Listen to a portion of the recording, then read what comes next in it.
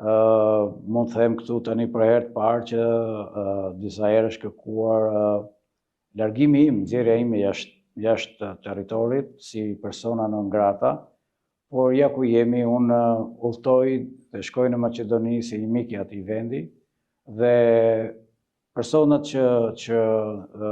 kërkonin të më nxjerrin non grata sot janë non grata për vete. Është shumë interesante puna që kam bërë, por ndoshta në një moment tjetër ja kam borxh publikut atje për të dhënë disa sqarime për disa gjëra që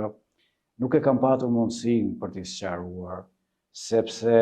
statusi im si ambasador nuk më ka lejuar